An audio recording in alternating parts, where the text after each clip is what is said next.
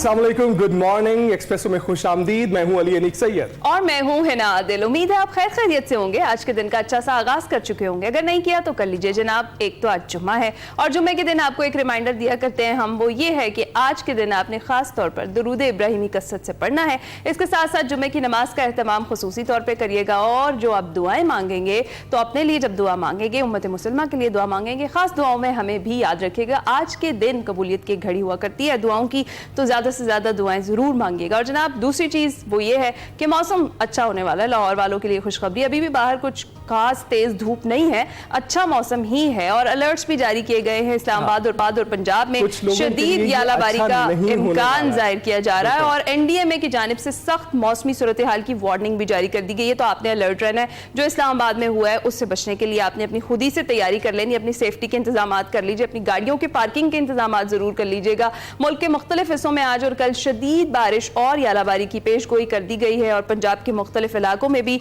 शदीद मौसमी सूरत हाल का अलर्ट जारी कर दिया गया है। यानी कि बारिश होनी है और उसके साथ साथ यालाबारी भी होनी है, तो एहतियात आपने खुद करनी है और अपनी चीजों का ध्यान भी अपने खुद ही रखना है। अटक, रावलपिंडी, चकवाल, गुजरात, जेहलम में शदीद बारिश, यालाबारी, तूफान का इम्कान है और उसके साथ साथ लाहौर, फैसलाबाद, हाफजाबाद, झंग, खुशाब, मियावाली, नारोवाल, साहिवाल, सरगोदा और शेखुपुरा में भी शदीद मौसमी वार्निंग जारी की गई है। एनडीएमए की आवाम को इस दौरान गैर जरूरी सफर करने से भी गुरेज करने की हिदायत की गई है और तर्जुमान ने खबरदार किया है कि पंजाब में मुमकिन शदीद मौसमी सूरत हाल के बायस फसलों को भी नुकसान पहुंच सकता है, तो किसान फसलों को नुकसान से बचाने के लिए जरूरी पेशगी इंतजाम कर लें। तो जनाब जहां ये मौसम खुशगवार समझा जाता है, वहीं पर इस हवाले से अलर्ट्स एनडीएमए की जानिब से ये बताते हैं कि आपको बहुत से जरूरी इकदाम पहले से करने हैं, बहुत से इंतजाम पहले से करने हैं ताकि आप अपनी फैमिली को, अपने अमलाक को सेव कर सकें। और हमने जो इस्लामाबाद में देखा है अनएक्सपेक्टेड था, इतनी जालाबारी होना और उसके हवाले से भी महकमा मौसमियात ने बताया है कि उन्होंने अलर्ट जारी किया था लेकिन उस तरीके से तैयारी नहीं की गई क्योंकि कोई भी एक्सपेक्ट नहीं कर रहा था। लेकिन जनाब अब अलर्ट भी जारी कर दिया गया, तो ख्याल रखिएगा।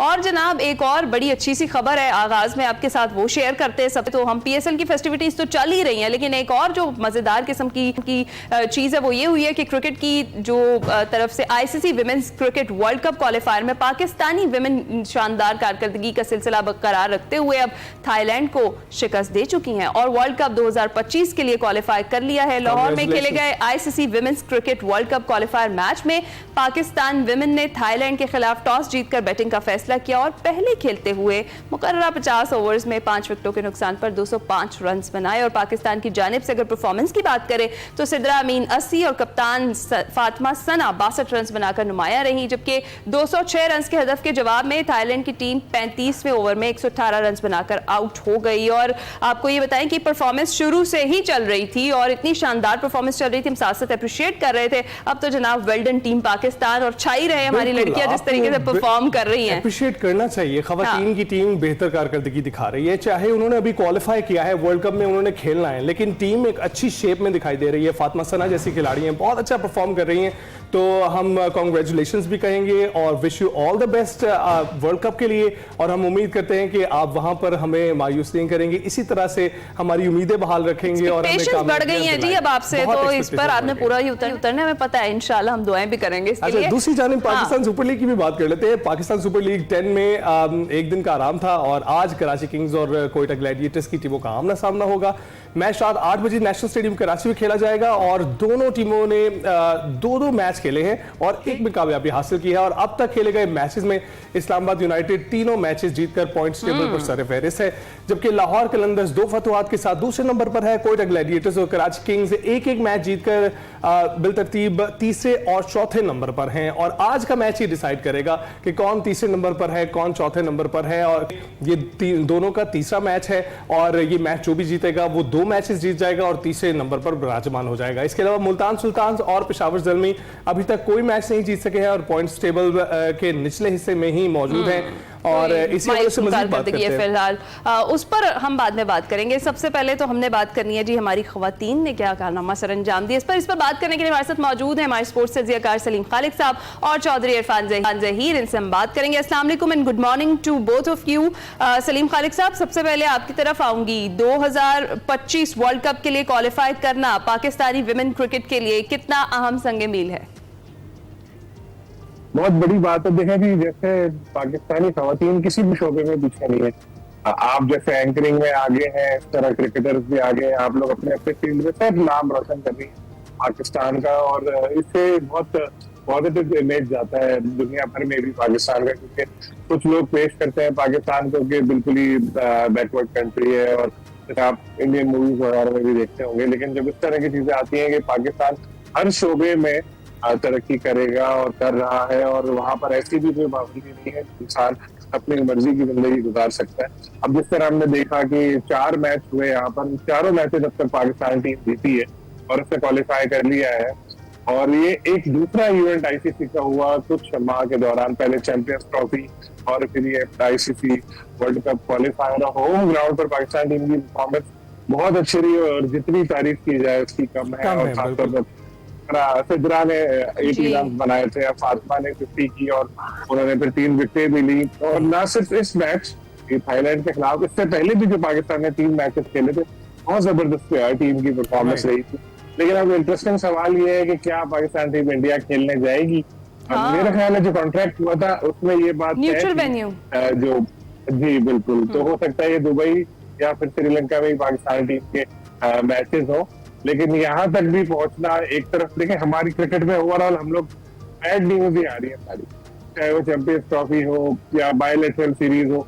तो उसके बाद एक अच्छी खबर आई है कि एटलीस्ट चलो क्वालिफाई तो किया, क्योंकि वुमेन टीम हमारी मेंस टीम की तरह इतनी आगे में नहीं, तो इस तरह के छोटे छोटे स्टेप लेकर ही वो आगे जाएगी। तो एक ही क्वालिफाई करना, और जिस तरह के हालात हैं उसमें इस तरह की भी खबर सामने आना बहुत अच्छी बात है। तो वुमेन्स टीम को मेरी तरफ से बहुत बहुत मुबारक, बहुत बहुत मुबारक हो उनको। इरफान, आप बताइएगा, मुबारकबाद की मुस्तहिक तो वो हैं ही, लेकिन क्या आपको लगता है ये वो तसलसल बरकरार रख पाएगी वर्ल्ड कप के दौरान भी, और फातिमा सना की क़यादत में आपको लगता है कि टीम बेहतर परफॉर्म करेगी?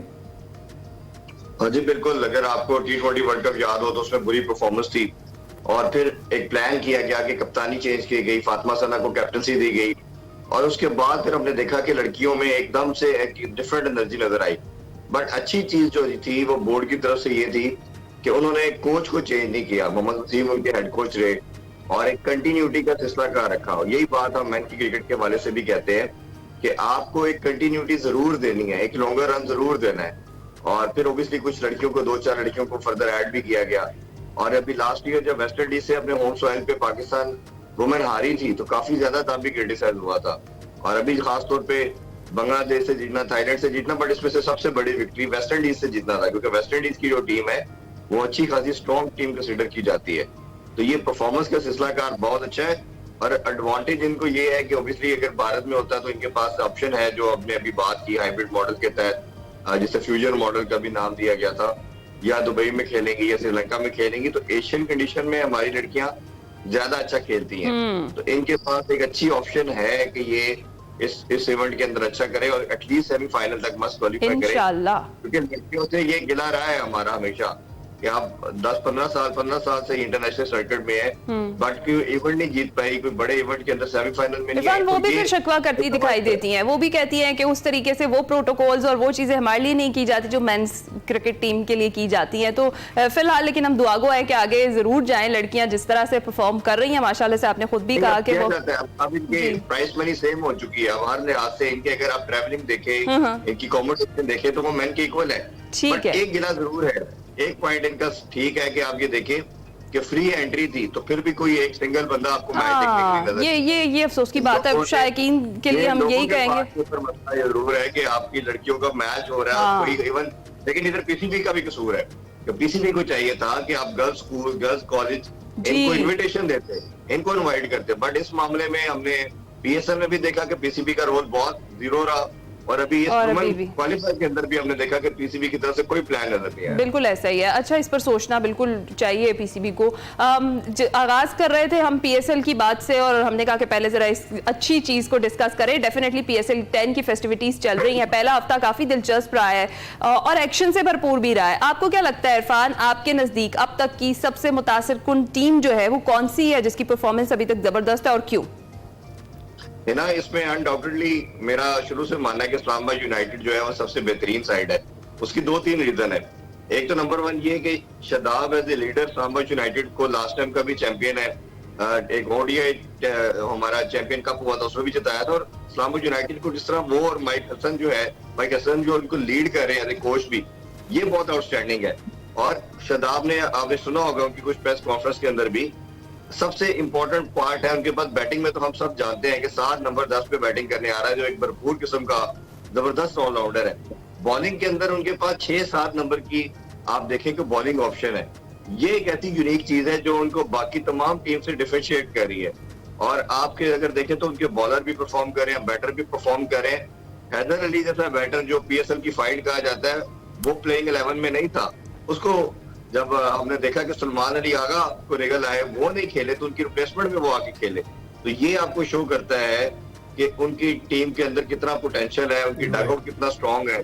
तो सबसे बेस्ट तो वो नजर आ रहा है। बिल्कुल। दूसरे नंबर पे हम जरूर मैं कह सकता हूँ कि मुझे कहीं ना कहीं कोयटा ग्लैडिएटर का कॉम्बिनेशन इस दफा बड़ा अच्छा लग रहा है। बैटिंग बड़ी भरपूर है उनके पास, बॉलर बड़े तगड़े हैं। बट कहीं ना कहीं मुझे ये गिला है इस पीएसएल के अंदर, साउथ शकील से भी गिला है, बाबर से भी गिला है, शायद मैंने पहले भी शायद गिला किया था, और रिजवान से भी गिला है कि आपके जो 7 लड़के टीम में खेल रहे हैं वो इंटरनेशनल टीम के अंदर ओपन कर रहे हैं।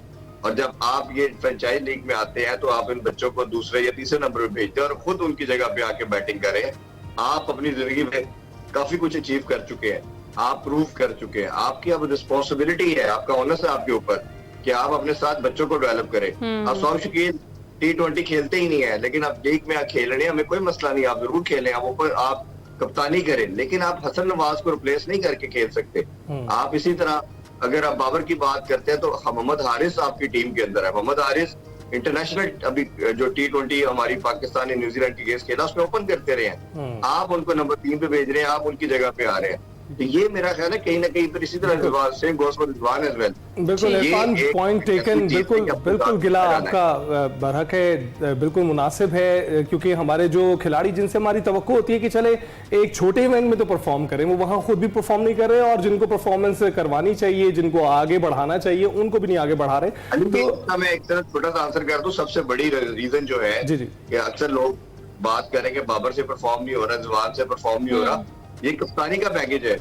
ये कप्तानी का जो पैकेज इन्होंने अपने सरों पे सवार कर लिया है। बिल्कुल वो कप्तानी उनके सर पर सवार हुई इंटरनेशनल मैचेस में भी, और अब पीएसएल के दौरान भी हो रही है। तो सलीम साहब आप बताइएगा, हमने बेस्ट टीम का जिक्र तो कर लिया, वो तो ऑफ कोर्स इस्लामाबाद यूनाइटेड जा रही है।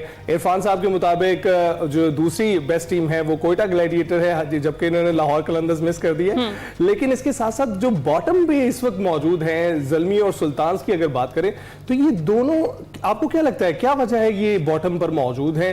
क्योंकि ये कोई भी मैच नहीं जीत पाई हैं। आपको लगता है ये दोनों टीमें दबाव का शिकार है या कॉम्बिनेशन का मसला है?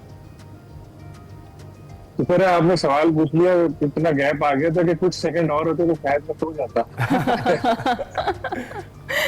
सुल्तान और ज़ल्मी अच्छी टीम है नो डाउट, लेकिन आगाज उनका बड़ा खराब हुआ।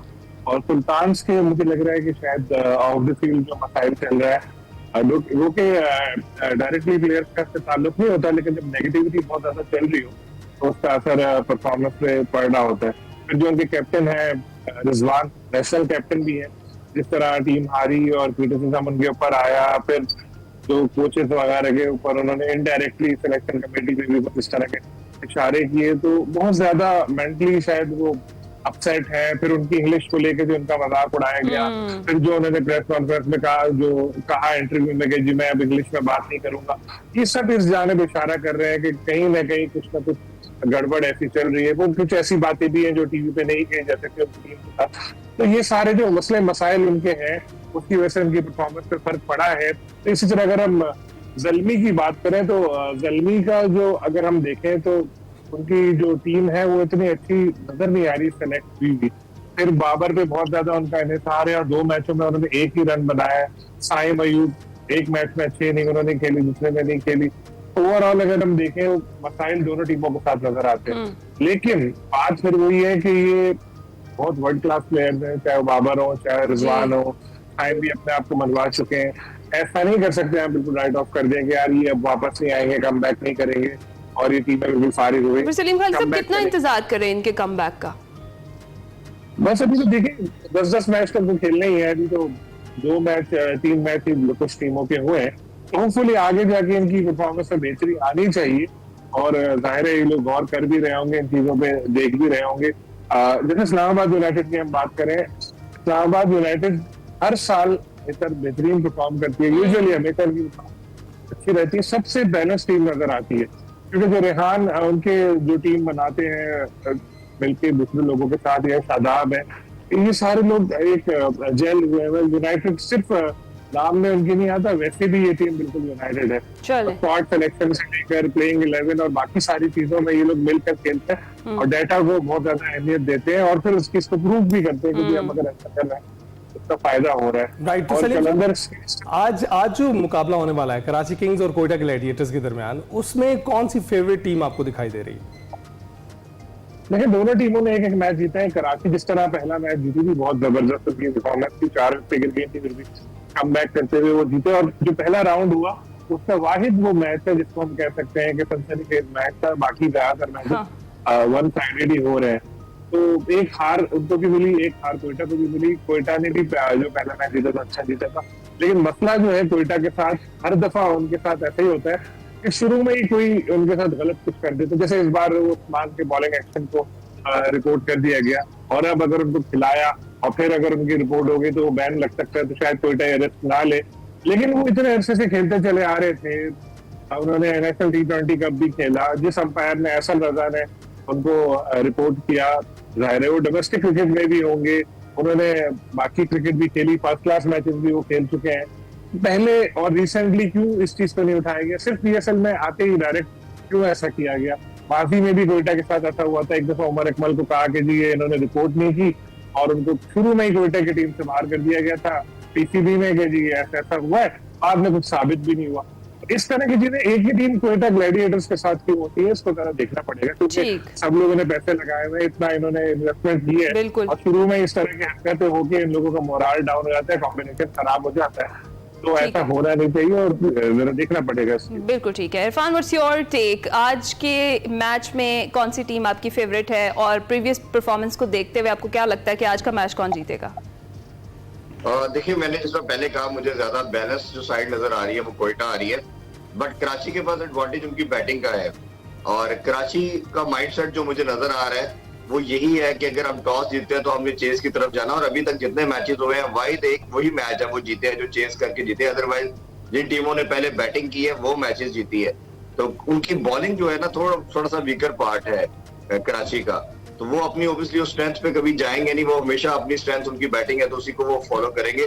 तो टॉस भी इसमें वाइटल रोल प्ले कर सकता है। और इसी तरह अगर आप देखते हैं तो कोयटा को मैटर नहीं करता, कोयटा के पास मोहम्मद आमिर भी है, इसी तरह उस्मान तारिक पे तो भी जिस तरह बताया गया बैन है, लेकिन फिर भी ओवरऑल उनका बॉलिंग अटैक बड़ा टेबरार है, अच्छा तगड़ा है, तो वो उनको कोई ज्यादा प्रॉब्लम होगी नहीं। बट मुझे लगता है कि कहीं ना कहीं कोयटा जो है वो ज्यादा ऑर्गेनाइज, ज्यादा बैलेंस है, उनके पास ज्यादा चांसेस है, बट कराची को अपनी होम ग्राउंड का इन एडवांटेज को वो फायदा ले सकते हैं। ठीक है। अच्छा सलीम साहब, क्विकली मैं जरा ये जानना चाह रही थी कि पाकिस्तान आते ही कोई प्रेशर वैसे ही पड़ जाता है, क्योंकि डेविड वार्नर की अगर हम परफॉर्मेंस देख ले तो वो हमें वैसी नहीं दिखाई दी, और जो हमें यही लग रहा था कि जिस तरह से हमारे बॉयज का हाल हो गया वो डेविड वार्नर का भी आते ही उसी प्रेशर से वही हाल हो गया। मेरे ख्याल में इस लीग को हल्का ले रहे हैं वो, जिस तरह अच्छा हाँ, उनको चाहिए ये सोचे चलो पैसे उतने IPL वाले नहीं मिल रहे, लेकिन हाँ इतना महंगा हम उनको लेकर आए हैं, उनकी परफॉर्मेंस तो होनी चाहिए ना फिर। अच्छा, लेकिन वही बात है कि स्टार्ट पहले मैच में उन्होंने दिया के साथ, और कप्तान में उसका भी किरदार था क्योंकि रन छोड़े थे, लेकिन जो पहला मैच था इनका उसमें उनके स्टार्ट से फायदा फर्क पड़ा था। और यही उम्मीद है, पिछले मैच में भी मैं यही उम्मीद लेके स्टेडियम गया था कि हाँ चलो वार्नर की मारधार देखेंगे, होपफुली आज वो दे दो और वो अच्छा परफॉर्म कर जाए। लेकिन क्राउड तो आ नहीं रहा कराची में, आपको पता है खाली स्टेडियम होता है, लेकिन वार्नर ही कोई स्कोर कर जाए 100-150 कुछ ऐसा कि अगले मैच जब हो तो लोग सोचेंगे यार चलो वार्नर की बैटिंग देखने ही चलता है। बिल्कुल सलीम साहब और इरफान, आप दोनों का बहुत बहुत शुक्रिया, आपने तजिया अपना पेश किया। इस वक्त PSL की सूरत हाल के हवाले से, ICC में विमेन क्रिकेट टीम की कारकर्दगी के हवाले से हमने बात की। और अगर PSL 10 की बात करें तो हम उम्मीद करते हैं कि आप लोग ना सिर्फ इनको अपनी स्क्रीन पर देखिए बल्कि ग्राउंड्स में जाकर देखिए। अब तो आपके अपने मुल्क में ही इवेंट हो रहा है जहां पर आप जाकर लाइव इसको देख सकते हैं। ना सिर्फ पाकिस्तानी प्लेयर्स वहां मौजूद है बल्कि इंटरनेशनल प्लेयर्स वहां पर मौजूद है। जाइए, ग्राउंड्स का हिस्सा बनिए और उसको फील कीजिए, क्योंकि आप वो घर बैठे नहीं फील कर सकते। हम ब्रेक पे जाएंगे।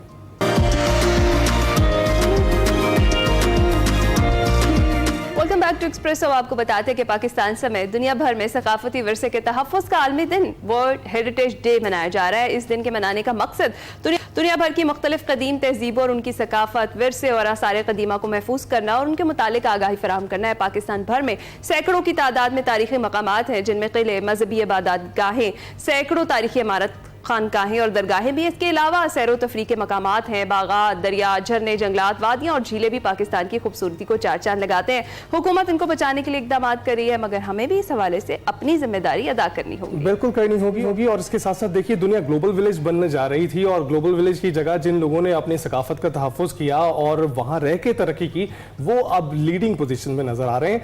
लेकिन इसके साथ साथ ब्रेक पर जाने से पहले हम अपने मारूफ गुलकार आहार साहब को हैप्पी बर्थडे कहना चाहेंगे। हैप्पी बर्थडे जनाब। उन्होंने 59 बहारें देख ली हैं अपनी जिंदगी की। आरिफ लोहार मारूफ गुलकार आलम लोहार के साहबजादे हैं और अब प्लेबैक म्यूजिक भी कर रहे हैं और कई हिट गाने दे चुके हैं। कौन नहीं है जो इनके नाम से जानता नहीं। जी हाँ, और हम जाते जाते कहेंगे जनाब, जाते जाते कुछ सुनवा भी देते हैं आपको। हम जाएंगे ब्रेक पर, आपने कहीं मत जाना, नहीं जाना, क्योंकि आगे आपके लिए बहुत कुछ है। Welcome back to Express. अब शामिल करते हैं अपना सेगमेंट माइंड मैटर्स, जिसमें बात हो रही है बच्चों के ताखीर और दुश्वारी से बोलने की वजूहात क्या है। आइए जानते हैं।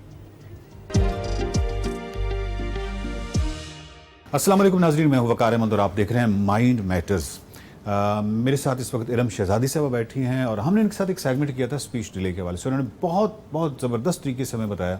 एक तो मोबाइल यूजेज जो है वो बहुत ज़्यादा बढ़ गया है और इसके अलावा जो है वालिदैन जो है वो बहुत हद तक एक गफलत करते हैं। वो ये समझते हैं कि खुद ही बोलना शुरू कर देगा और कोई एक दो रेफरेंस अपनी फैमिली से उठा लाते हैं कि पिछली नस्ल में से कोई एक साहब थे, मामू चाचा, जो थोड़ा सा लेट बोले थे, बाद में बहुत बोलते थे। स्पीच डिले के हवाले से इरम शहजादी साहब जो हैं एक दफ़ा फिर हमने मदऊ किया। आज का हमारा जो मौजू है वो एक तो डायग्नोसिस के हवाले से है और दूसरा फिर ट्रीटमेंट के हवाले से। बहुत शुक्रिया इरम साहब। सबसे पहले एक तो आपको खुद तो पता चल गया वालिदैन को कि ये बच्चा जो है ये बोलने में ताख़ीर कर रहा है। ना सिर्फ खुद पता चला, आसपास के रिश्तेदारों ने कुछ नोटिस किया और ये चीज़ जो है वो घर में अब हो गई। लेकिन इसका प्रॉपर साइंटिफिक एक तरीक़ाकार के साथ कैसे इसका डायग्नोसिस मुमकिन है और किस इदारे में उनको जाना चाहिए? जी मकार, इसमें सबसे पहले तो ये कि जब पेरेंट्स घर में देखते हैं बच्चे को, बच्चा अपने पीयर्स के साथ और इंटरेक्ट करने में थोड़ा सा डिले कर रहा होता है, बोलता ही नहीं है बच्चा, ठीक है, किसी भी वर्ड को वो बजाय बोलने के वो ज़्यादा आसानी महसूस करता है इस चीज़ में कि वो पॉइंट करके बता दे। मैंने पिछले सेगमेंट में भी यही बात की थी। और पेरेंट्स की सबसे बड़ी गफलत यहाँ पर ये होती है कि वो ये क्या करते हैं कि बच्चे की बात फ़ौरन मान लेते हैं। उसने किसी चीज़ की नीड शो की और उसने बोले बगैर हाँ जी बता दी और आपने पूरी कर दी, तकाजा नहीं किया, बोल के नहीं किया। बिल्कुल। तो आपने क्या किया, उसको एक बैरियर उसके लगा दिया कि वो अब बोलेगा ही नहीं। उसको पता कि मेरी बोले बगैर एक जो नीड पूरी हो रही है। तो ये चीज मैं पेरेंट्स को जरूर कहूंगी कि आप इस चीज से निकल आए। जब आपको महसूस होता है कि बच्चा बोल नहीं रहा है, आई कॉन्टेक्ट नहीं दे रहा है, तो सबसे पहले तो उसका आई कॉन्टेक्ट, उसे कहें कि मेरी तरफ देख कर मुझे बताओ क्या चाहिए। अगर उसे नहीं उस चीज का नाम नहीं आता तो चांस में उस लफ्ज को तोड़ दें। एप्पल, ओके, ठीक है, फीडर, कोई भी उसकी नीड है ना, पानी, उसको तोड़ दें, तोड़ के उसको सिखाएं बोलो। वो एक दफा नहीं बोलेगा, उसके लेवल पर आ जाओ, आई कॉन्टेक्ट लेवल पर आए, उसको उठा लें बच्चे को या उसके लेवल पर आए, उसे कहें प्यार से, उसे कहें बोलो। एक दफा बोलेगा, दो दफा नहीं बोलेगा, तीन दफा, लेकिन आहिस्ता आहिस्ता वो बोलना शुरू हो जाएगा। ये सबसे बड़ी एक टेक्निक हम बताते हैं कि, और दूसरी कि अपनी चीन पर हाथ रखें, बच्चे की चीन पर ये थंब रखें और उसको यहाँ से उसका आई कांटेक्ट लें, उसको बताएं बहुत धीमे लफ्जों में, तोड़ तोड़ के उसको वो लफ्ज दें। ये उसकी लैंग्वेज है, उसको हमने लैंग्वेज प्रोवाइड कर दी। जब वो उसके पास समटाइम होता है पेरेंट्स को नहीं समझ आ रही होती कि बच्चा समटाइम उस वर्ड को अक्वायर ही नहीं कर पा रहा होता, ठीक है, उसका बच्चे का ब्रेन नहीं उस तरह से कर पा रहा होता अक्वायर। तो उसमें ज़रूरी है कि बच्चे को लैंग्वेज दें आप, उसको बताएं। मोस्टली तो ये इसी जगह पर, इसी स्टेज पर ही बच्चे जो है ना उनकी स्पीच का जो डिले है वो काफ़ी हद तक जो है ना कंट्रोल हो जाता है, बच्चे काम करना शुरू कर देते हैं। और अगर बच्चा 2.5 साल का हो गया है और अभी तक नहीं बोल रहा, तो फिर तो मैं ज़रूर कहूँगी कि आप किसी भी फिजिशियंस के पास एक दफ़ा ले जाएं, किसी स्पीच थेरापिस्ट के पास लेकर जाएं और आप देखें कि एक्चुअली रीज़न क्या है। क्योंकि 3.5 साल की उम्र तक फिर ऑटिज़म में भी वो कन्वर्ट हो जाता है। और इसके अलावा ये होता है कि सिर्फ स्पीच का डिले नहीं आता, ये होता है, ये इसके प्राइमरी सिम्टम है ना, ये इसको हम प्राइमरी सिम्टम्स बोलते हैं स्पीच के।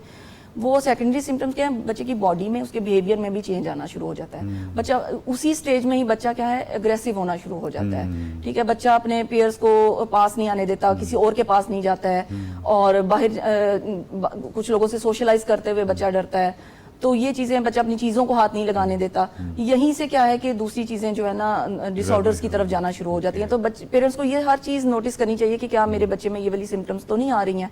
उसका पहला हल यही है कि मोबाइल बच्चे से ले लें, आप खुद उसके साथ इंटरेक्ट करें, उसको बाहर लेकर जाएं, पास में लेकर जाएं, अपना और सबसे बड़ी बच्चे को सिखाने के लिए सबसे पहले तो ये कि अगर आप यूज कर रहे हैं ना, तो आप बच्चे को कुछ सिखा नहीं सकते, बोल नहीं सकते। हाँ जी, आप मोबाइल यूज कर रहे हैं, उसे करेंगे बेटा मोबाइल यूज नहीं करो, तो ये तो आप उसकी लर्निंग किस तरह से करेंगे कि जो आपको फिर अपने घर का माहौल वैसा बनाना पड़ेगा। जॉइंट फैमिली सिस्टम है, आप सेपरेट रह रहे हैं, जिस तरह से भी आपके बच्चे, एक बच्चा है, 2 बच्चे, 3, जितने भी हैं, आपको उस जो रूल है उसको सबके ऊपर अप्लाई करना पड़ेगा। अच्छा हम सब एक सवाल ये है कि हम उम्मीद तौर पे कई सेगमेंट्स हमने किए हैं कि बच्चे को तवज्जो चाहिए होती है। जब हम तवज्जो कहते हैं तो हम उनको कहते हैं कि वालिदैन को कि तवज्जो से मुराद ये नहीं है कि एक और खातून जो है वो ये कहे कि मैं पूरा दिन ही, मेरा तो वक्फ है बच्चों के लिए, जी, ऐसा नहीं है। हम कहते हैं कि वो मुनक़सिम तवज्जो नहीं, तवज्जो से मुराद ये है आपने अपना मोबाइल रख लिया, टीवी बंद कर दिया, बच्चे के साथ फर्श पे बैठ गए, चाहे ये क्वालिटी टाइम आप उसको आधा घंटा भी दे दें, लेकिन इसमें आप कुछ ना कर रहे हो, फिर आप मुकम्मल तौर पे एब्जॉर्ब होके बच्चे के साथ और वो करें। ये वाला जो तरीका है, यानी आप आधा घंटा या घंटा जो भी है क्वालिटी टाइम बच्चे के लिए, ये भी इसमें मुआविन साबित हो सकता है। बिल्कुल ऐसा है। और हम जब पेरेंट्स को घर में ये बहुत अर्ली लेवल पे, क्योंकि थेरेपीज तो बाद में जाती है ना, हम पहले डायग्नोसिस की तरफ जाते हैं, और पेरेंट्स को जब ये टेक्निक्स घर में अप्लाई करने के लिए बताते हैं, उसमें ये होता है कि 30 मिनट्स के लिए या 45 मिनट्स के लिए बच्चा हमारे पास आता है, सेशन लेता है, लेकिन बाकी टाइम तो उसने अपने घर में गुजारना है। ठीक है, तो उसमें एक तो पहले ये मैंने बताई कि डायग्नोसिस कैसे करने, और वहीं पे चीजें कंट्रोल हो जाती हैं कि बच्चे को आई कॉन्टैक्ट दें। दूसरी बात ये कि जब ये जो आप आधा घंटा ये बात कर रहे हैं बच्चे के साथ क्वालिटी टाइम, मोस्टली आपने देखा होगा हमारे घरों में यही होता है, और हम भी देखते हैं कि ना बच्चा जब खाना खाता है ना, तो बच्चा मोबाइल यूज कर रहा है और बच्चे को माँ उसके मुंह में डाल रही है। आप उस टाइम पे एटलीस्ट वो आधा घंटा खाना, उस टाइम पे बच्चे के साथ बातचीत भी करें, उसको उस टाइम पे उससे पूछें उसके फियर्स क्या है, या बच्चे में कोई अगर मदर कोई चीज उसमें डिले में ऐसी चीज देख रही है, उससे बच्चे को समझ नहीं आ रही है या क्या, तो वो टाइम जो है ना, वो उसके लिए बहुत ज्यादा क्वालिटी टाइम बन सकता है। जब बच्चा खाना खा रहा है, एक तो बच्चे की माँ के साथ या जिसके साथ भी वो खा रहा है खाना, अपने हाथ से खिलाती है, बहुत छोटा बच्चा है, या साथ बैठकर खाती है, थोड़ा बच्चा बड़ी एज का है, तो साथ बैठ के खाएं। वो आपस की जो एक कम्युनिकेशन है ना, वो बहुत जरूरी है। उससे ये कि वो उस टाइम पे एक तो मोबाइल दूर किया जाए, और वो पूरे दिन की एक साइड पर है टाइम आप बच्चे को देते हैं, सारा दिन उसके साथ लगे रहते हैं, उसको डांट रहे हैं, डपट रहे हैं, सारा कुछ कर रहे हैं, लेकिन वो आधा घंटा प्यार से आप उसके साथ बैठ के खाना खाएं, तो सब्जी लेने जा रहे हैं, बच्चों को साथ ले जाए ना, उसको सिखाएं, बिल्कुल उसको सिखाएं, उसको बार्गेनिंग सिखाएं, उसको जो है कॉइंस का, पैसों का हिसाब, ये सारी चीजें बहुत अर्ली लेवल पर है ना। फिर दूसरी बात ये कि उस जो बच्चे को एक चीज जो बहुत ज्यादा, अगर बच्चा आई कॉन्टैक्ट नहीं दे रहा या किसी भी, और ये बड़ों के साथ, एडल्ट्स के साथ भी है कि काम डाउन, बच्चे बहुत हाइपर होते हैं, या हम किसी टाइम पे बहुत, तो वो 3 जगह ऐसी हैं कि आपने अगर अपनी प्रेजेंस को और उसके साथ अपनी एक एफिलिएशन को शो कराना है, तो आप टच दें, ठीक है, हाथ पे, घुटने पे या कंधे पे बड़े थपथपाते हैं ना, बच्चों को एक शाबाश भी देते हैं। ये चीज भी बच्चे के अंदर कॉन्फिडेंस भी बहुत ज्यादा लेकर आती है। बड़ों में भी है कि वो आपने किसी का गुस्सा काम डाउन करना है ना, तो ये 3 जगह ऐसी हैं जो हमारा डोपामाइन है उसको एक्टिवेट कर देती हैं, जो हैप्पी हार्मोन सिक्रीट करना शुरू कर देता है। तो दूसरा फिर बच्चे की, जैसे ही अगर आपको लगता है कि ये चीजें, पेरेंट्स को लगता है कि आउट ऑफ कंट्रोल हैं, और बच्चा वाकई बाकी बच्चों की निस्बत, या घर में कुछ ऐसे बच्चे उसी एज के हैं और वो सब बहुत ज़्यादा इंटरेक्ट कर रहे हैं, बोल रहे हैं, और मेरा बच्चा नहीं बोल रहा, तो आप लाजमी पहले तो स्पीच थेरेपिस्ट के पास लेके जाएं। और वहाँ पर भी ये होगा कि सबसे पहले तो वो डायग्नोसिस करेंगे ना, कि आपसे वो 2-3 चीज़ें ऐसी होती हैं कि कुछ वो हेयरिंग का टेस्ट करवाएंगे, अगर बच्चा रिस्पॉन्स नहीं, आई कॉन्टैक्ट नहीं दे रहा है, तो अगर बच्चा आई कॉन्टैक्ट दे रहा है, सिर्फ स्पीच का है, तो वो कुछ टूल्स होते हैं अप्लाई किए जाते हैं, असेसमेंट टूल्स होते हैं, टेस्ट वगैरह होते हैं, वो किए जाते हैं, और उसके अकॉर्डिंग प्रॉपर डायग्नोसिस होना बहुत ज़रूरी है। तो एक तो ये होता है कि मोस्टली अपनी अजम्पशंस पे, सेल्फ अजम्पशंस पे पेरेंट्स जो हैं, या कोई जिसने बता दिया कि अच्छा ये भी हो सकता है, ये भी हो सकता है, गूगल कर लिया, ये चीज़ें कर ली, और वो नीम हकीम खता जान वाली बात होती है कि उससे पेरेंट्स जो है ना बेसिक जो इसमें भी कुछ रेमेडी होती है टैबूज बने हुए हैं, बिल्कुल बने हुए हैं ना लोग कि- यानी वो फील करते हैं कि रिश्तेदार क्या कहेंगे हाँ जी, कि हमारा बिल्कुल। बच्चा कैसे हो सकता है, हमारा बच्चा कैसे बेवकूफ़ी वाली बात। बिल्कुल। देखिए अगर हाँ, कोई मतलब इशू है natural या एक कोई है, चीज़ हाँ। है तो सबसे पहले पेरेंट्स डिनाइल में रहते हैं, ऐसे ही है। Family parents. और पेरेंट्स के लिए सबसे ज्यादा मुश्किल, अगर हस्बैंड वाइफ है, उनका बच्चा ये कपल का ऐसा हो गया है तो वो क्या होता है कि इस कदर प्रेशराइज कर देते हैं कि वो एक दूसरे को सेल्फ ब्लेमिंग भी, और एक दूसरे को ब्लेम करते हैं। अच्छा, एक घर दूसरे को टूट ब्लेम जाते के हैं। अलावा मेरे ख्याल में एक बहुत बड़ा अज़ाब बच्चे के सर भी आता होगा। डेफिनेटली क्योंकि बच्चे वो को एक- तो है ना, हाँ, शरीर बच्चे की के अंदर बोलता क्यों नहीं है, अब उनको हाँ नहीं जी मालूम। बिल्कुल, बच्चे को बहुत ज्यादा प्रेशराइज किया जाता है। मैंने एक ही टेक्निक जुल्म बताई है होता ना है। कि बजाय उसको प्रेशराइज करने की उसके साथ नॉर्मलाइज हो जाए ना, उसको उसकी जो चीज है उसको महसूस करवाए बगैर वो चीजें ना उसको उसकी लैंग्वेज देना शुरू कर देना। प्यार से उसे कहेंगे अच्छा पहले बोलो, ये बोल के दिखाओ, कोई उसको री-इन्फोर्स कर दिया जिससे बच्चा खुश होता है। और उस तरह से तो वो फैमिली का प्रेशर बहुत ज्यादा होता है कि अच्छा ये लोग क्या कहेंगे। और इवन बच्चे पेरेंट्स अपने बच्चे को बाहर भी नहीं निकालते, दिखाते नहीं है, लोगों को बताते नहीं है। और उसमें ये कि इस डर की वजह से फिर डॉक्टर्स के पास नहीं लेके जाते। बड़े और इर्द गिर्द के लोग कहते हैं नहीं तुम्हारा बच्चा लेबल हो जाएगा, ये हो जाएगा, डॉक्टर तो पैसा कमाते हैं, ये करते हैं, जानबूझ के ऐसे करते हैं, इस तरह की बातें होती हैं। और उसमें क्या होता है, बच्चे का जो ट्रीटमेंट का टाइम होता है ना, डायग्नोसिस का टाइम होता है, वो निकल जाता है। कि अगर बच्चा 2.5 साल की उम्र में भी अभी प्रॉपर बोल नहीं रहा, फ्रेजेस में नहीं आ रहा, सेंटेंसेस नहीं बोल रहा है, छोटे छोटे सेंटेंसेस नहीं बोल रहा बच्चा, तो इसका मतलब है कि वो अगले 1 साल में वो अभी तो डिले है, फिर वो डिसऑर्डर में चला जाएगा। वो कोई भी डिसऑर्डर हो सकता है, कि लैंग्वेज डिसऑर्डर हो सकता है, स्पीच का, ऑटिज्म में जा सकता है बच्चा, ADHD की तरफ, और भी डिफरेंट डिसऑर्डर्स हैं उसकी तरफ बच्चा जा सकता है। Thank you very much Iram साहबा। नाज़रीन, बात यह है कि अगर बच्चे की ग्रोथ के हवाले से देखा जाए, स्पेशली जो ब्रेन की डेवलपमेंट के हवाले से देखा जाए, तो पहले 5 साल बिल्कुल एक एमरजेंसी के होने चाहिए। आपको बिल्कुल अनटोज होना चाहिए कि ये कोई मतलब एक तो कायनात की कम्प्लेक्स तरीन एक खिलौना जो है वो आपके पास आ गया। दूसरा ये है कि अगर आप जब मुख्तलिफ चीज़ें लेने जाते हैं, आप फ्रिज लेने गए, आप किसी भी चीज़ पे लेने गए, तो आप उसके साथ एक मैनुअल लेते हैं और वो मैनुअल पढ़ते हैं, बड़े गौर से पढ़ते हैं। मोबाइल के साथ भी एक मैनुअल आता है। जब आप कायनात की सबसे मुश्किल और सबसे कम्प्लेक्स तरीन चीज़ जो है वो आपके सामने आ रही होती है, उस वक्त आप ना डॉक्टर से कहते हैं, ना किसी जगह पे कोई एक्सपर्ट ओपिनियन लेते हैं, वहाँ पे आप सारे फैसले खुद किए जा रहे होते हैं। और 5 साल तक जितने भी आप गफलत करते हैं, वो उस बच्चे के लिए पूरी ज़िंदगी के लिए वो मामला जो है उसको वो दरपेश रहता है, वो उसको वो चैलेंज जो है उसके सामने हमेशा रहता है। तो इस हवाले से ये 5 साल जो है वो बहुत ही क्रिटिकल हैं। बच्चों का बहुत ख्याल रखिए, देखते रहिए माइंड मैटर्स।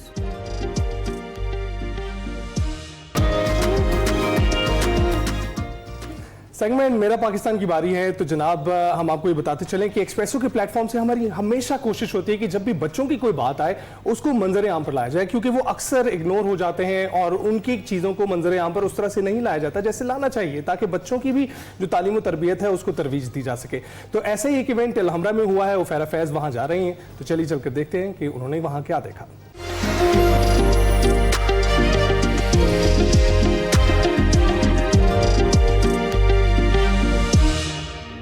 बचपन सिर्फ किताबों का नाम नहीं है, बल्कि सोचने, समझने और महसूस करने का एक खूबसूरत सफ़र है। और इसी सफ़र पर आज हम आपको लेकर आए हैं अलहमरा आर्ट काउंसिल लाहौर में, जहां पर नन्हे मुन्ने बच्चों के लिए बहुत ही खूबसूरत सा प्रोग्राम का इनेकाद किया गया है। तो आइए आपको लेकर चलते हैं अंदर और दिखाते हैं कि आखिर इस प्रोग्राम में छोटे बच्चों के लिए क्या कुछ है।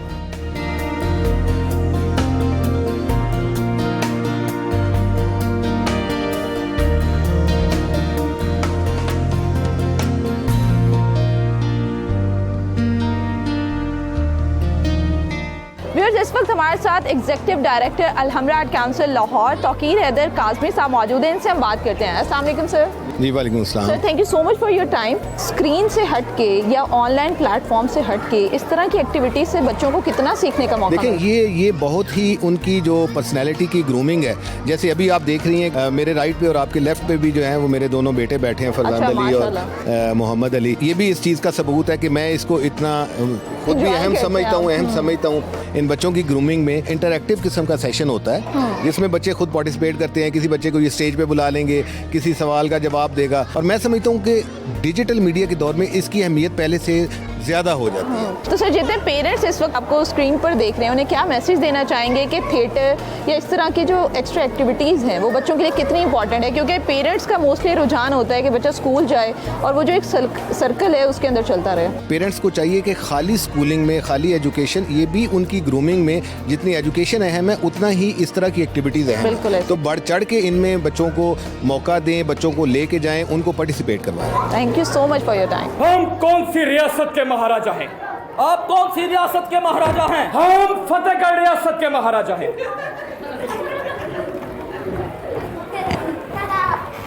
फतेहगढ़ किथे जनाब? आज अपने ग्रैंडसन के साथ आए हैं आप? जी बिल्कुल। तो मुझे बताएं कि इस तरह की जो सरगर्मियां हैं वो बच्चों के लिए कितनी इम्पोर्टेंट है? बहुत इम्पोर्टेंट है।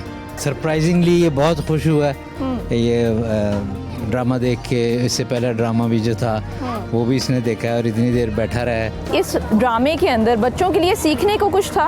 काफ़ी कुछ था, मतलब वक्फे से जो वो बच्चों को बता रहे थे ना आपको कि अम्मी अब्बू का कहना मानना है, स्कूल जाना है, वो सारा बहुत अच्छा था। याद रहे, किसी को कानो कान खबर ना हो कि हम इस दुनिया में एक खुफिया मिशन के ऊपर आए हैं। हम अपना ज़बान और लिबास तब्दील करेंगे, इस दुनिया में रह बस जाएंगे और अपना यही खुफिया मिशन पूरा करके वापस कोकाफ चले जाएंगे। हमारे इस खुफिया मिशन का वैसे नाम क्या होगा? हाँ, nice question. Batch number 46 sir. Batch number 47 yes sir. रखो मेरे हाथ पे हाथ। इस खुफिया मिशन का नाम होगा पाकिस्तान जिंदाबाद। यहाँ पर बच्चों को लाने का क्या खास मकसद था? बच्चे मेरे बहुत ज़्यादा एक्साइटेड होते हैं, हर संडे आते हैं और जब मैं ना लेकर आऊँ तो रोना शुरू कर देते हैं। हर संडे आते हैं? हाँ। कि आपके बच्चे क्योंकि यहाँ पे वीकली आते हैं और वीकली बेसिस पे ड्रामा देखते हैं, तो उनकी पर्सनालिटी में कोई फ़र्क आया? बहुत ज़्यादा, काफ़ी एक्टिविटीज़ वगैरह घर में करते रहते हैं, जो देखते हैं वही टैबलो वगैरह भी तो आपको करते लगता है इस तरह के ड्रामे बच्चों के कॉन्फिडेंस को इन्हांस करने में मदद बहुत ज़्यादा। मेरा बेटा है, वो कहता है मैंने यहाँ पर आना है, करना है। जब मैं PIA में सफ़र करता हूँ ना, अपनी बेल्ट लेके जाता हूँ, उन्होंने जी बेल्ट खुलती नहीं, हर जहाज लेट। अच्छा, अगर एक दिन के लिए आपको जादू का चिराग मिल जाए तो क्या करोगे? उससे दिल लेके सबकी मदद करूँगी। सबकी मदद करोगी? वाह जी, आप क्या करोगी? मैं भी सबकी मदद करूँगी। सबकी मदद करोगी। आज यहाँ से क्या मैसेज सीखा आपने इस ड्रामे से? इस ड्रामे से हमने ये सीखा कि हमें तालीम हासिल करनी चाहिए और हमें दूसरों की तस्वीरों के अलावा अपने मुल्क की हिफाजत, कायद आज़म मोहम्मद अली जिन्ना जिन्होंने हमारा मुल्क बनाया, उन्होंने जितनी मेहनत की हमें भी उस तरह ही मेहनत करके अपनी मेहनत से पास होके कुछ अच्छा काम करना चाहिए। जबरदस्त, बड़ा अच्छा मैसेज सीखा आपने। Thank you so much. और ये शेर है इतना कमजोर। और बस एक मसले है, इसके प्लेटलेट का मसला है। अस्सलाम वालेकुम। वालेकुम अस्सलाम। क्या नाम है आपका? मेरा नाम नक्शद है। आपका क्या नाम है? नैनज़ादा। हुनैनज़ाद। मुझे ये बताओ कि आज आप लोगों को ड्रामे में सबसे अच्छी चीज़ क्या लगी? दुआ मांगना। पूरे ड्रामे में आपको सबसे अच्छा कैरेक्टर कौन सा लगा? कौन से अंकल सबसे अच्छे थे? वो जो बबलू थे और वो ऐनक वाला जी। अच्छा, मुझे बताओ वो क्या करते थे, करके दिखाओ थोड़ा सा। चूड़ीदार पजामा। तो ये सबसे अच्छा लगा आपको? मुझे वो हम जादूगर का वो लगा रुमाल वाला। रुमाल वाला। तो अगर आपके पास एक दिन के लिए जादुई रुमाल आ जाए तो क्या करोगे? मैं अच्छी अपने होमवर्क करवाऊंगी। सारा होमवर्क करवा लोगे? एक कॉपी कराओगी? चलो ठीक है, okay, thank you so much. Thank you. मैं क्या करूँ कि मैं एक अच्छा बच्चा बन जाऊँ? और तू वो करना, ये जो ये बच्चे करते हैं, ये बच्चे क्या करते हैं? ये बच्चे अपने माँ बाप का काम करते हैं, उस्ताद की इज्जत करते हैं, टाइम से स्कूल जाते हैं। आज आप अपनी फैमिली के साथ? हाँ जी, फैमिली के साथ। तो मुझे बताएं आज आने का यहाँ पे क्या मकसद था, क्या सोच कर आई थी, किस तरह का ड्रामा होगा? सोच के तो यही आई थी कि मतलब बच्चों को बहुत इंटरटेनिंग, मतलब कुछ इंटरटेन उनको मिले, क्योंकि हम लोग तो अपने लिए कुछ ना कुछ कर लेते हैं, कोई मूवीज़ देख लिए, कोई टीवी के ड्रामे देख लिए, लेकिन जो बच्चे हैं उनके लिए हमारे मुल्क में कुछ भी नहीं है। तो यहाँ पे आज आई, मतलब ये ड्रामा देखा तो खैर मुझे भी मेरा बचपन याद आया कि वो जो मेरे बचपन के 4-5 साल के दिन थे और वो जो इतना एंजॉय करती थी, आज सेम वैसे बच्चे हैं इन्होंने किया, तो बहुत अच्छा लगा। बहुत अच्छे लेसन थे बच्चों के लिए, स्पेशली पाकिस्तान के हवाले से, हमारे मुल्क के, और अपने बड़ों का एहतराम करें, और मतलब बहुत अच्छा था ओवरऑल। आपका क्या नाम है? सैयद हमदान अली। अच्छा हमदान, मुझे ये बताओ कि आज आपने क्या लेसन सीखा इस ड्रामे से? छोटों से प्यार करना चाहिए, बड़ों का एहतराम करना चाहिए और अच्छे काम करने चाहिए। एक दिन के लिए अलादीन का चिराग आपको मिल जाए तो क्या करेगा हमदान? मैं इससे कॉपी मांग लूंगा जिसमें जो लिखूं सच हो जाए। अच्छा, आपका क्या नाम है? यज़दान। यज़दान।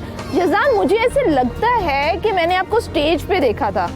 आप स्टेज पे गए थे ना हामून जादूगर के पास? गए थे? तो मुझे बताओ, हामून जादूगर अच्छे लगे कि नहीं लगे? लगे। अच्छे लगे।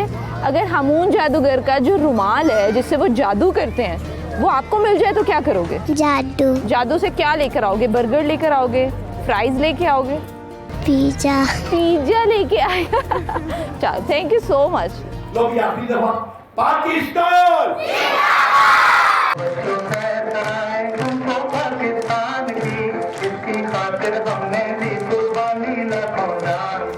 तो व्यूअर्स, आपने ऐनक वाला जिन ड्रामा तो देख लिया। अब मैं यहाँ पर एक मंत्र करूंगी और हामून जादूगर को यहाँ पर हाजिर करूंगी। तो चले मंत्र करते हैं। हामून जादूगर आजा। कौन? तो व्यूअर्स, इस वक्त हमारे साथ ऐनक वाला जिन के हामून जादूगर मौजूद है। अस्सलाम वालेकुम सर। वालेकुम अस्सलाम। उल्लुलु हेलो नहीं, आपको नहीं याद होगा, बहुत छोटी है होंगी उस वक्त। मैं बिल्कुल बहुत छोटी थी, लेकिन मुझे एक धुंधली से याद ज़रूर है कि मैंने टीवी पर ऐनक वाला जिन बहुत शौक से देखा है। मैं इस वक्त बड़ा ऑनर फील कर रही हूँ, आपका आज मैं इंटरव्यू कर रही हूँ। तो मुझे सर ये बताएं कि आजकल डिजिटल दौर है, तो इस डिजिटल दौर में थिएटर का जो जादू है वो जिंदा है या नहीं? असल में ये जो जिन जादूगर भूतों और परियों का जो एक तस्वर है ना, वो बच्चों के ज़हन से नहीं निकलता। हमने उसी के अंदर रह के ये बनाया। ठीक है, बाकी ड्रामे हो रहे हैं, सास के, बहू के, देवर के, नंद के, सारे चल रहे हैं, लेकिन हमारा स्पेसिफिक जो है ना, जिन जादूगर परियों भूतों के गिरद, और ये बच्चों के ज़हन से नहीं निकल सकता। बच्चों के लिए कोई प्ले डिज़ाइन करना कितना मुश्किल और चैलेंजिंग है आपके लिए? इतना मुश्किल है कि इसको हाथ ही कोई नहीं डाल रहा। ये PTV का एजाज़ था कि उसने 9 साल तक ऐनक वाला जिन को चलाया। किसी भी इदारे ने पूरे पाकिस्तान में हिम्मत नहीं की कि बच्चों के लिए काम कर सके। ये मेहरबानी है लॉरा आर्ट्स काउंसिल मरा की कि ये फैमिलीज को बिल्कुल फ्री दिखा रहे हैं ये ड्रामा। ये जो ड्रामा है इसको आप लोग जारी रखेंगे आइंदा आने वाले सालों में? देखिए जी, हमारी तो कोशिश है कि जिस तरह से वो कहते हैं ना कि वो जो सोना चांदी हैं वो आज तक उस कैरेक्टर में फंसे हुए हैं। जान रैम्बो फंसा हुआ है, अजीज़ी साहब फंसे हुए हैं, तो हामून जादूगर का रोल भी ऐसा है कि वो ऐसा फंस गया है कि इससे अब निकलना मुश्किल हो गया। हमारी ज़िंदगी, हमारा उड़ना बिछोना हामून जादूगर ऐनक वाले जिन के अंदर ही है। तो आप मंत्र पढ़ते हैं ना, आप मंत्र पढ़ दें ताकि यहाँ पे अभी कोई हाजिर हो जाए। असल में नहीं, यहाँ तो भी आपको भागना पड़ जाएगा अगर जिन जादूगर आ गए तो। मंत्र मुख्तलिफ थे, जकूटा को बुलाने वाला, बिल बतौड़ी को बुलाने वाला, लेकिन एक वही मशहूर हुआ था कि गुम गुम गुमा, छुम छुम छुमा, कच्छुकुमा कच्छुकुमा, चल चल चक्री बिन बिन बकरी, बिल बतौड़ी, नशा चोरी, खाली कचौरी, मैं हूँ चंदा तू है छोरी, आ जा कौमन कौमन। अरे मैंने कहा था ना, चुड़ैल नहीं तू डैन है, मेरी प्यारी पैन है, शोनियाँ शादियाँ पालियाँ, और उलुल हेलो 80 420 80 911 तुसी 420 तुसी 911। मेरा नाम हामून जादूगर है, कोई पतलून जादूगर नहीं। बहुत शुक्रिया सर। मुझे काम बताओ, मैं क्या करूं, मैं किसको खाऊं? ज़ेबीना। आदाब। आदाब सर। ओए ऐसे ना करो। क्यों? लगता हाथी के बच्चे पानी में नहा रहे। अच्छा। मुझे काम बताओ, मैं क्या करूं, मैं किसको खाऊं? ज़ेबीना।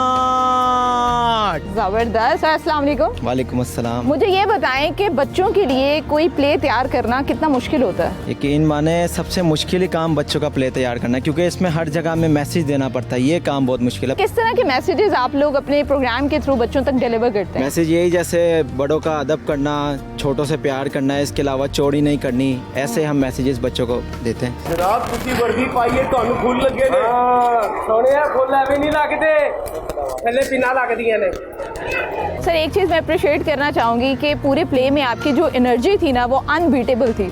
तो मुझे बताएं, इतनी एनर्जी कहाँ से लाते हैं? बस ये जिस वक्त हम ऑडियंस को देखते हैं ना, उनकी क्लैप्स और उनकी जो क्लैप्स होती है बेसिकली हम लोगों के लिए ऑक्सीजन का काम करती है। जिस वक्त वो हमें अप्रिशिएट करते हैं तो हमें ऑटोमेटिकली एनर्जी आई जाती है। तो फिर हमारी कोशिश यही होती है कि हम अच्छे से अच्छा ऑडियंस को दिखाएं और परफॉर्म करें। तो आपका फेवरेट कैरेक्टर कौन सा है? मुझे बेसिकली खुद भी ये पसंद है पुलिस वाला कैरेक्टर, कि हर पुलिस वाला एक बुरा इंसान नहीं होता, उसमें कई अच्छे लोग भी होते हैं। तो ये हमारा मैसेज होता है बच्चों के लिए कि आपने पुलिस वालों से डरना नहीं है, उनसे बातचीत करें, वो अच्छे लोग भी होते हैं। Thank you so much.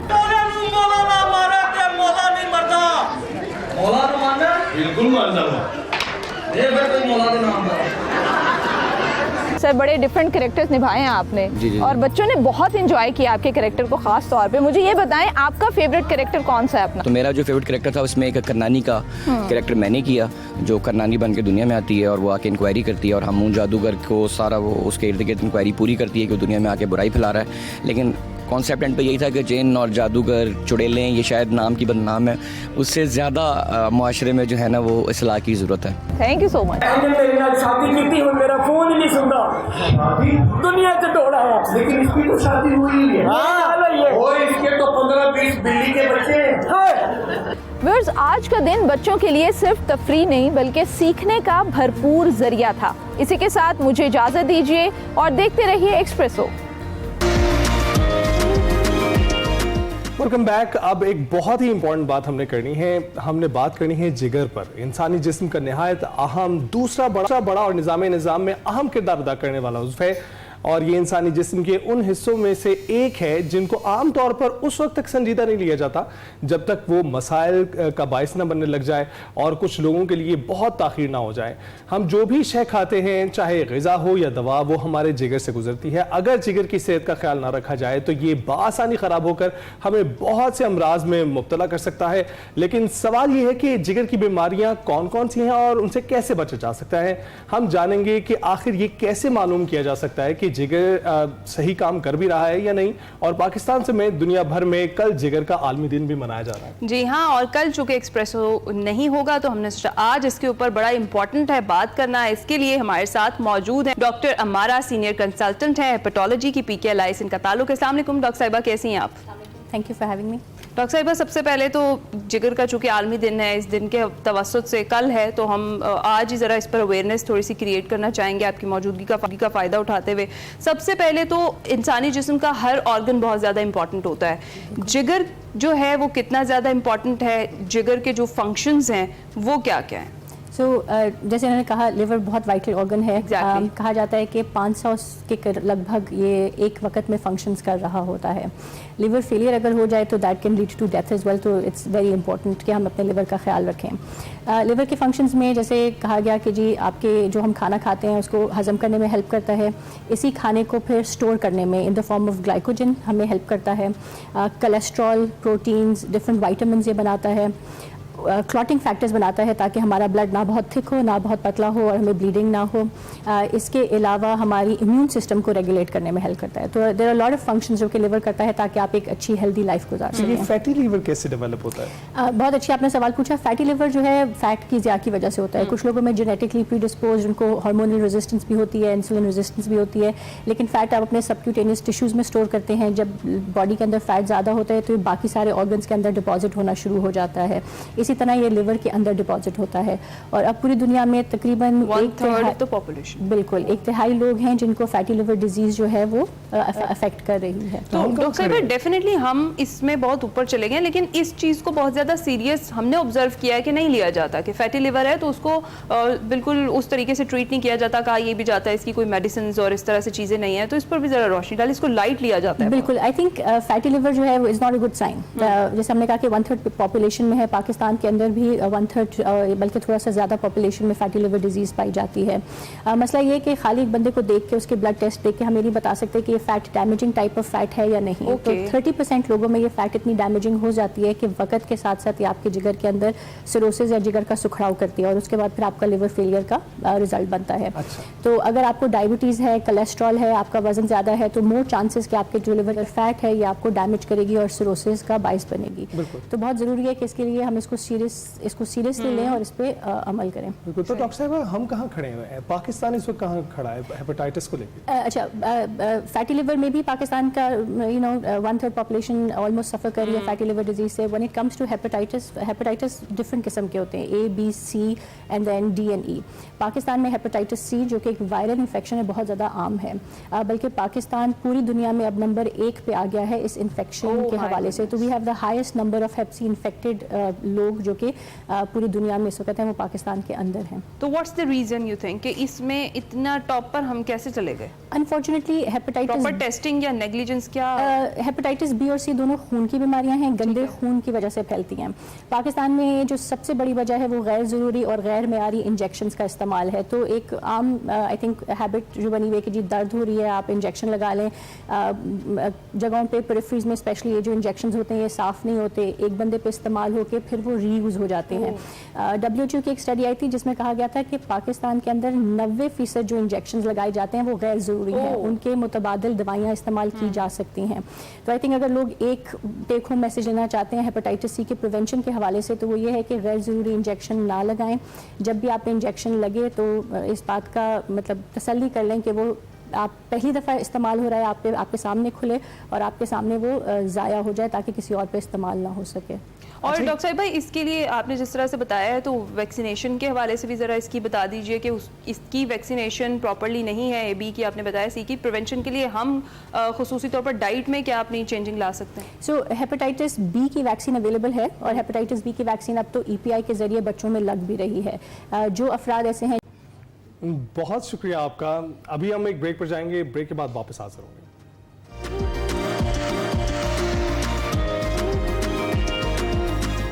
Welcome back to espresso जनाब। आज के दिन खेलों के मैदान से बड़ी अच्छी अच्छी खबरें हैं जो हमने आपके साथ शेयर भी की हैं, जिनमें पाकिस्तान विमेंस ने थाईलैंड को शिकस्त देकर फिर वर्ल्ड कप के लिए क्वालिफाई कर लिया। इसके साथ साथ PSL 10 की फेस्टिविटीज चल रही हैं।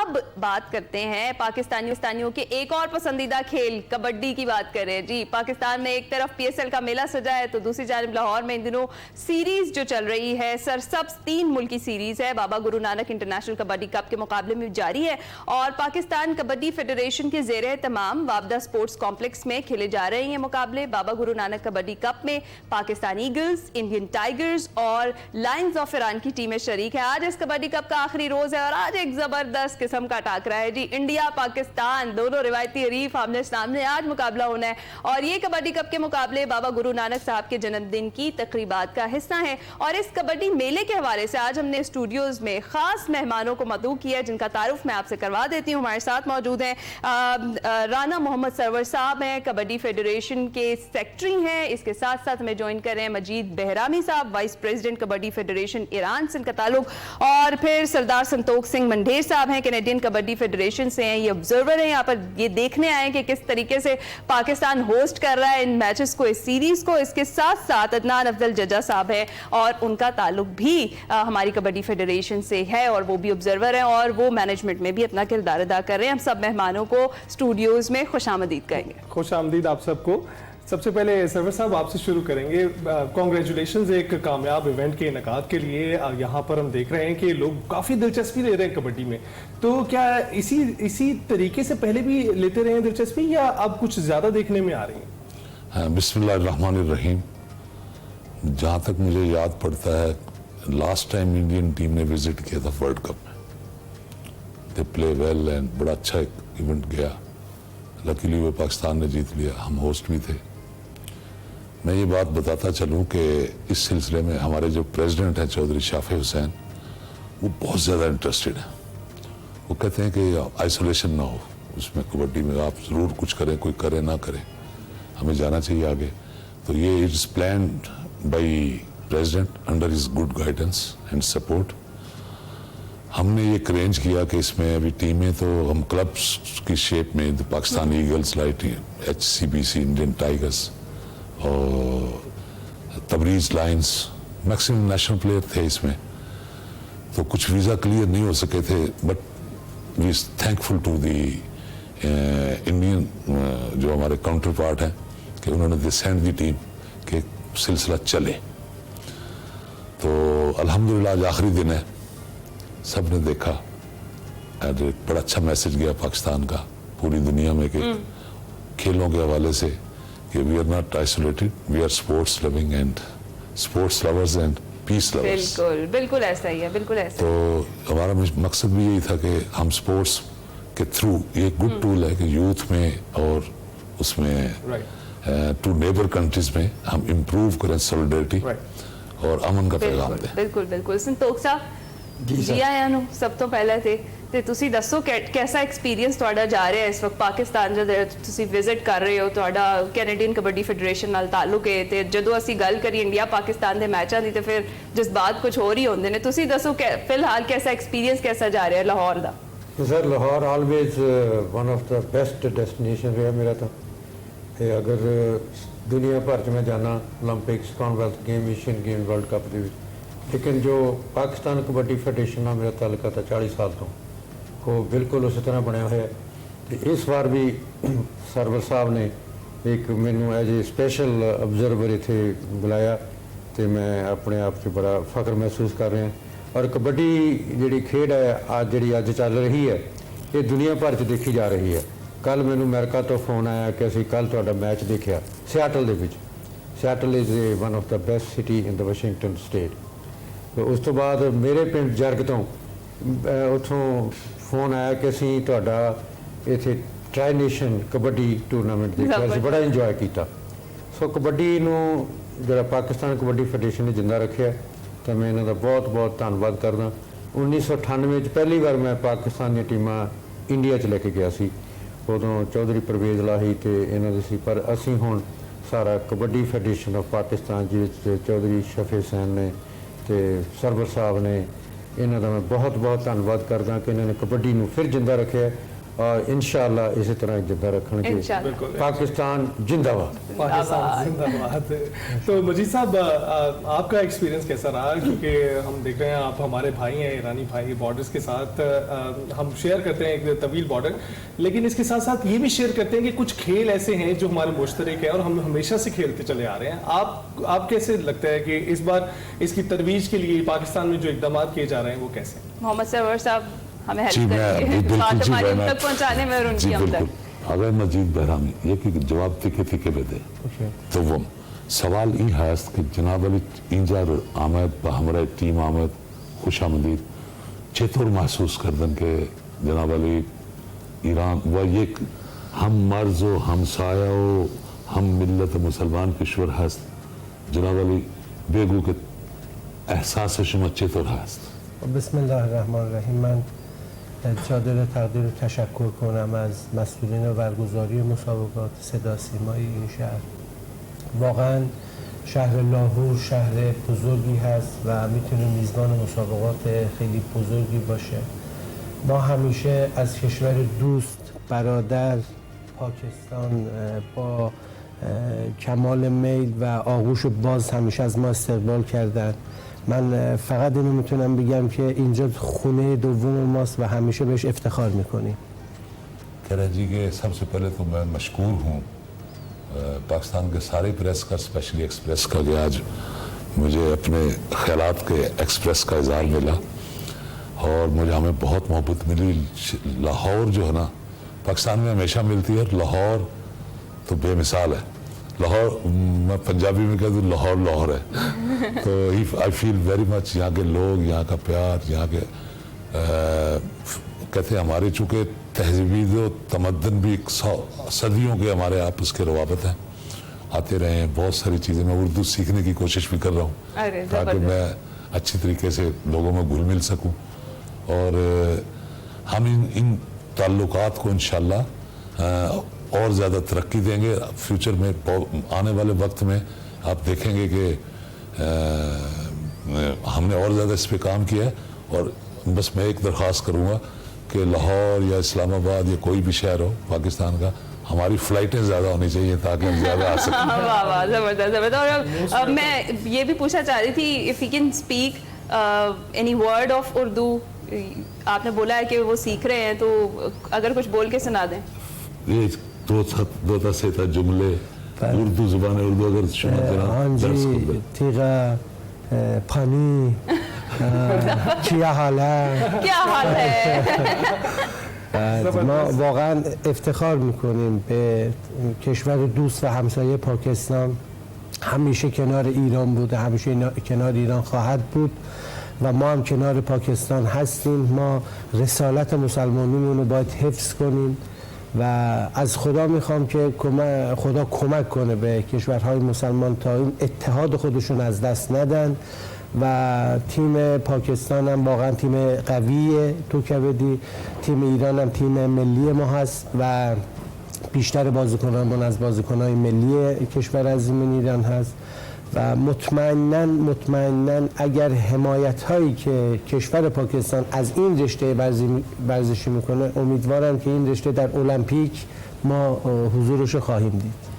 मेरे लिए बड़ा एजाज़ और इफ्तिखार है कि मैं पाकिस्तान में आता हूँ तो मुझे बहुत मोहब्बत मिलती है और मैं अपने लिए बात एजाज़ समझता हूँ कि हर दफ़ा मैं आऊँ। मैं इससे पहले भी बहुत सारे विज़िट कर चुका हूँ और हम साया मुसलमान किश्वर हैं, किश्वर मीन कंट्री, तो हमारे ताल्लुकात इंशाल्लाह बराबर बढ़ते रहे और बढ़ते रहेंगे। हम सबको एक होना चाहिए, स्पेशली कबड्डी में। और पाकिस्तान की जो कबड्डी टीम है वो बहुत मजबूत है। मैं बड़े तगड़े तगड़े पहलवान लेके आया था, लेकिन वो खेल है ये, तो हम सीख रहे हैं अभी। और हिंदुस्तान को भी हमने देखा तो यहाँ काफ़ी बेहतर महसूस किया। चलिए, मोस्ट वेलकम मजीद साहब, और हम चाहेंगे कि आप आते रहें पाकिस्तान में इसी तरह से। तो अदनान साहब, आप बताइएगा कि क्या देख रहे हैं इस वक्त जो इवेंट हो रहा है, किस कामयाबी से आगे बढ़ रहा है, और आज आखिरी दिन है जो रिवायती हरीफ आपस में टकराने वाले हैं, मैचेस कैसे होते रहे? बिस्मिल्लाहिर्रहमानिर्रहीम। सबसे पहले मैं आप लोगों का शुक्रिया कि आपने बुलाया और अपने ख्यालात का इज़हार करने का मौका दिया। तो उसके बाद जो हमारी पाकिस्तान कबड्डी फेडरेशन है उसमें प्रेसिडेंट चौधरी शाफी और ख़ास तौर पर जनरल सेक्रेटरी मोहम्मद राना सरवर साहब, इनकी मैं देख रहा था कि बड़ी इन्होंने दिन रात मेहनत करके ईरान की टीम और ख़ास तौर पे इंडिया की टीम जो इनको पाकिस्तान में दावत दी और बुलाया, और इनके जितने भी इंतज़ामात हैं उनको दिन रात कोशिशों से इसको खूबसूरत बनाया।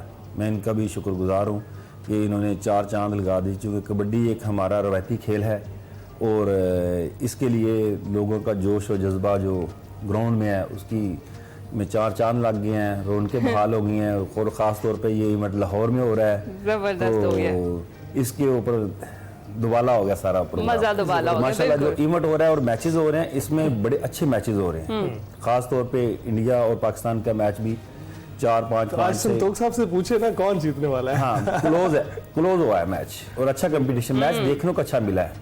और ईरान के साथ जो मैच हुआ उसमें तो बड़ा मजा आया लोगों को, क्राउड जो देख, क्राउड भी माशाल्लाह हम देख रहे हैं, बड़ा एंजॉय करा। और लाहौरिया तो हमें पता है कि कोई भी इस तरह की फेस्टिविटी हो वो छोड़ते नहीं है, और खास तौर पर जब कबड्डी की चल रही है। तो संतोष साहब, जो गल हुए कबड्डी दी तो इंडिया पाकिस्तान का फाइनल हो जाए, की एक्सपेक्टेशंस ने आज दे मैच तो ਤੁਹਾਡੀਆਂ?